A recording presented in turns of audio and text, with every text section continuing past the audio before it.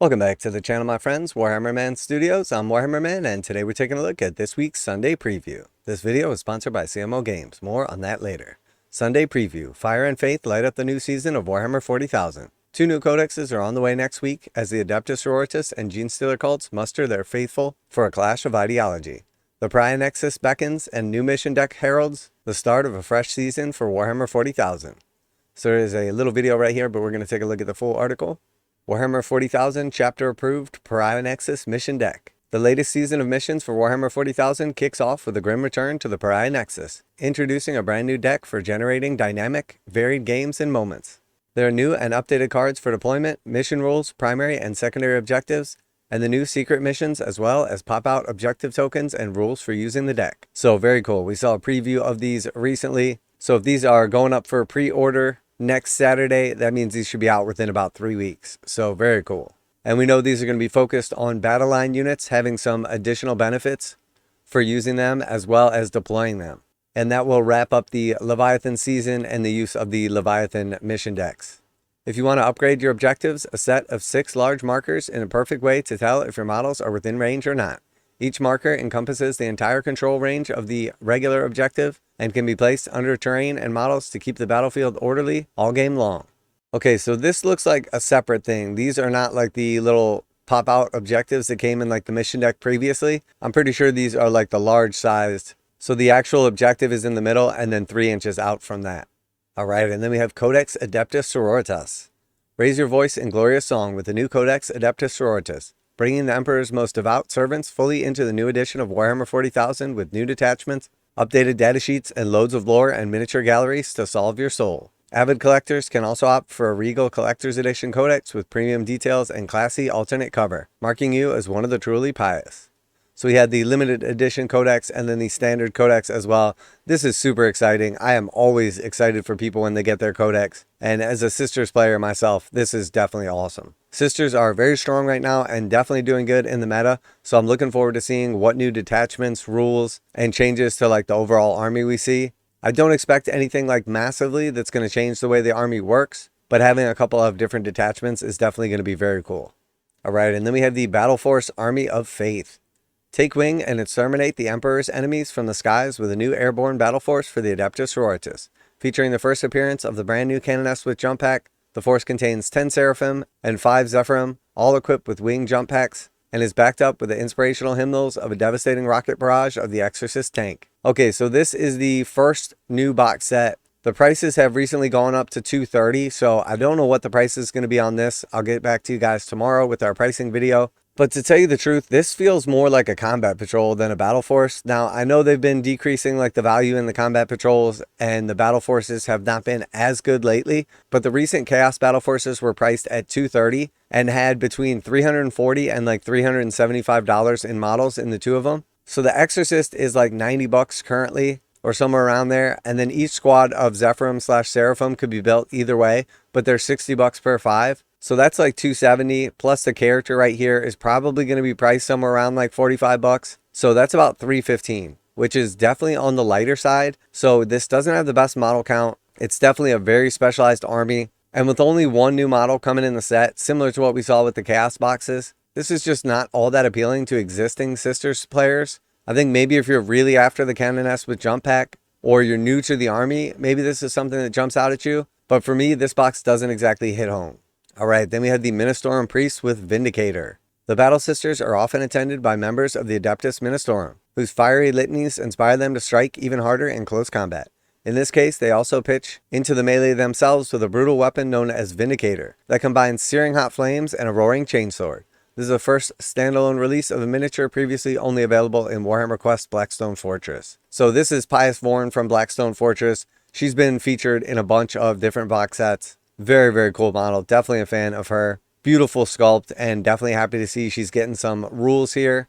Interested to see, as now she's going to be like a priest basically. So maybe they're going to phase out some of the old priest rules or models, and then this is going to be the replacement. Definitely not mad about that, as the old priests were definitely looking dated and just didn't quite fit the new style and look of the range. All right, and then we had the Adeptus Sororitas dice and datasheet cards. True devotees of the Emperors venerate the Emperor with thematic dice. And we've got just such a set coming, cast in pearlescent black plastic with gold pips. Just don't let your fervor get into the way of referencing your rules. Close to hand, you can't do better than to pack datasheet cards comprising every unit in both the Codex and Combat Patrol. Okay, so I like the overall like pip and everything on this dice, like the Sororitas symbol, but I hate when they make really dark or really light dice that don't have like a good contrast. So these are going to be, with the swirls in particular, very, very difficult to read, especially if you're rolling a bunch of them at once. So I got to say, I am not a fan of these dice. I do like the overall color of the pips, or the overall color of the dice themselves. The pearlescent swirl sharp corner dice are super cool, but the contrast between the actual pips and the dice themselves is just not enough for these to be viable, in my opinion. All right, and then moving on from there, we have the new Combat Patrol. Wield the holy trinity of Bolt, Flame, and Melta in a small scale games of Warhammer 40,000 with Combat Patrol. Adeptus Sororitas, featuring a diverse range of units that are also perfect for starting a new full-size army.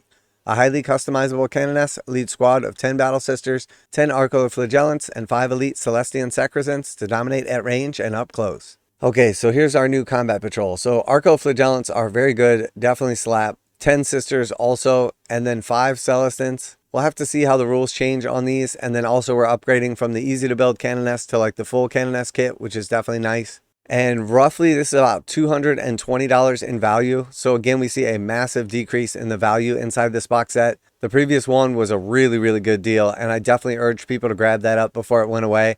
And we are seeing the trend continue where the new Combat Patrols have substantially less dollar value inside of them. Now this one still has a lot of bodies, and it got rid of like the awkward like 3-man units, which I would imagine are probably going away in the new Codex, because without that box, it's not really viable to take like units of like 3 or 4. Makes much more sense that we're taking them in like 5s or 10s, but we'll have to see when the Codex arrives. Overall, nice box, 26 bodies, and then of course the little cherub. Overall, nice box, 26 bodies, and then the new cherub, but definitely a massive downgrade from the previous set. Now a quick message from today's sponsor. CMO Games has been selling Games Workshop products online for over 20 years. They carry the full line of Games Workshop products, including Warhammer 40,000, Age of Sigmar, Necromunda, Blood Bowl, paint tools, and more. Almost all Games Workshop products are priced at 15% off MSRP. CMO Games takes pre-orders for most Games Workshop products released at their earliest date possible. 12:01 a.m. on Saturday, they go live. Most of these pre-order products are also priced at 15% off MSRP. CMO Games offer free shipping in the US 48 with an order of $50 or more. Their customer service is top-notch, and they ship most orders within 24 hours. Visit CMOGames.com using the affiliate link in the description and let them know that you heard about CMO Games from Warhammer Man. Now, back to the video. All right, and then on to the Codex Genestealer Cults. And beautiful, beautiful art on the limited edition Codex here. Very, very cool setup. A day of ascension has arrived, and Genestealer Cults emerge from below flush with new detachments and rules for their insidious Xenos hybrids. The book contains 5 detachments, including the Brood Brother Auxilia, that lets you merge select Astra Militarum units into your army, and loads of lore and artwork that extols the virtues of the 4-armed Emperor. So very, very cool. Super excited for this. My buddy is a massively competitive Genestealer Cult army player, so this is really exciting. And we've been slowly but surely seeing the Genestealer Cults pick up momentum in the competitive scene, and I think with a few new detachments and the new Codex, we could definitely see a massive Xenos resurgence. All right, and then we have another battle force right here, the Biosanctic Broodsurge Battle Force. Start your glorious uprising with a wide assortment of useful Genestealer Cult troops in the Biosanctic Bloodsurge Battle Force. Starting with the new Benefactus, a powerful anti-tank psyker. This gathering of disgruntled workers also includes an Abominant, 5 Aberrants, 10 Neophyte Hybrids, 10 Pure Strain Genestealers, and 2 Goliaths, which may be built as rock grinders or trucks. All right, so pretty nice box set right here. Has the new Genestealers in it, has the new character as well. So again, we're seeing basically one new character and then a bunch of the existing range. And this looks like it's about $375 in value. I think the Goliaths are about $60 a piece. The new Genestealers are $60. The Abominant and the new character, both around like $40. And then 5 Aberrants, $60. And then the Neophyte Hybrids, $60. So this one is much more filled out, flush with a couple of vehicles, a nice starting force, and definitely looks like a much better value than the Sisters box set. So really happy with this one. Again, we do see a character behind the new box set, but with the speed that the Ork character and Custodes character are coming out after their box sets, it's very clear that Games Workshop is kind of taking away that like long waiting period. So very cool box. This should be super popular, especially with the new Genestealer Cults players. All right, and then we have the new Genestealer Cults Combat Patrol. So the old one was, again, just like the Sisters and the Orcs, like one of the best combat patrols available. So undoubtedly, this is going to be a downgrade. Let's take a look at what's inside. Storm smaller battlefields with his fast-moving, hard-hitting speed demons of the combat patrol Genestealer cults.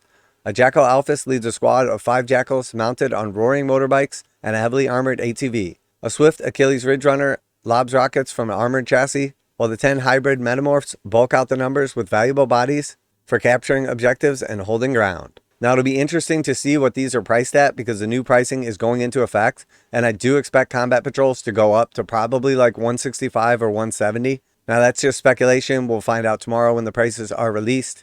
But overall, this is a decent box set. We'll have to see if some of these units are more useful than previously.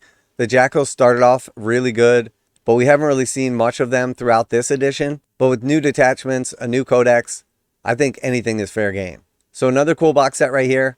Actually looks like there's a little more value in this box than I initially thought. I think these are 55 a piece and there's 2 units of them, so that's 110. And then I think it's 60 bucks right here. So that's 170. She's something like 40 bucks. That's 210. And then I want to say this is like 50 or 60 bucks. So this one's definitely more towards like that 270 range. Now, because Genestealer cults are not particularly expensive in points values, maybe that's something they had to do to have a balanced force right here. But this one actually looks like one of the better box sets to come out, especially recently, for Combat Patrol. Alright, and then we have the Genestealer cults dice and datasheet cards. Much prefer these dice. The purple swirls look great, but the actual contrast between the pips and the dice color, phenomenal. And that's exactly what you want. When you're playing the actual game, especially if you're in like tournament or something where you're time sensitive, the last thing you want to be doing is trying to figure out what your dice say. These are very clear. Definitely a big fan of these. Too much time spent planning the day of Ascension and not enough time flicking through your codex to find out exactly what your units do? Don't worry about that. Just reference a convenient pack of Genestealer cults datasheet cards and roll a handful of custom cultic dice cast in purple plastic with white pips. Much, much better than the Sisters. Alright, and then we had the brand new Big Mech. Beautiful model, awesome in game terms, and not too much of a delay from the box set to this, so very cool. All the praising and scheming is fine and dandy, but sometimes you just want to shoot things, and the Big Mech has you covered. This hulking orc leader is available as a standalone release for the first time and comes packing either a custom Mega Blaster or Tractor Blaster on his left hand and a Power Claw or Driller on his right. And this guy is an absolute savage in combat as well as shooting. Very, very cool. Alright, and then we have the new Shield Captain. Shield Captains are the best of the best, of the best of the best. The strongest and smartest custodians whose tactical knowledge and indomitable combat skills make them the clear choice to lead their exceptional comrades into battle. This standalone release of the miniature previously seen in the Ork Champions Battleforce comes with the helmeted and unhelmeted head options and is equally deadly up close or at range thanks to the power of his relic Pyrethite Spear. Okay, so cool model right here. Definitely looks a bit squatted to me. I was thinking it was initially like the actual angle Games Workshop was taking the photos at, but after seeing this guy in real life, he definitely looks like he belongs in the Votan range, and his proportions just aren't right. It's a cool model. I really like the helmet, the different style of shield. The Melta Spear is definitely cool, especially on such a survivable character, because you know he's going to be dishing out some damage with this thing. But the actual model, maybe just a bit too broad in the shoulders, which makes him look squatted, but not the biggest fan. Alright, and then we wrap it up with White Dwarf 501, Chaos in the Nexus. The next 500 issues of the world's best Warhammer magazine begin with a bang as the Chaos Space Marines invade the pages, while the Necrons and Adeptus Mechanicus are tied up dealing with a third part in the Temporal Anomalies series. Elsewhere, in an in-depth treatise, tackles the ramifications of the Vermin Doom on the Warhammer Age of Sigmar cosmology. And new missions from the White Dwarf bunker pit Warhammer 40,000 commanders against each other in the midst of an apocalyptic cyclonic warhead attack. Alright, so new White Dwarf. And then from Black Library, we have Siege of Vraks, Death Course novel. And then also the limited edition signed version as well. Alright, so very cool. Big 40k releases here. Super excited for the new mission deck, Pariah Nexus. This is going to be fun and a nice shake-up. Focusing a little more on battle line. We'll have to see when exactly these go into effect for competitive play, as now they're only about 3 weeks out. And then, of course, tons of excitement for the new Adeptus Sororitas book. The new character is pretty cool as well, but super excited to see what the new rules and codex have to hold. And then, of course, the rise of the Genestealer cults. So once again, beautiful cover art. And again, looking forward to all these people getting their codexes, getting multiple detachments, and just seeing all of the different ways that these new armies are able to play, as well as some nice box sets to go along with them. So let me know what you're most excited about, what you're going to be picking up. Always like to hear back from you guys in the comments. Special thanks to CMO Games for sponsoring the channel. Check out the link in the description to save 15% on Games Workshop products. That's it for today. Warhammer Man Studios, I'm Warhammer Man, and this is a big shakeup for Warhammer 40k. And I'm out of here.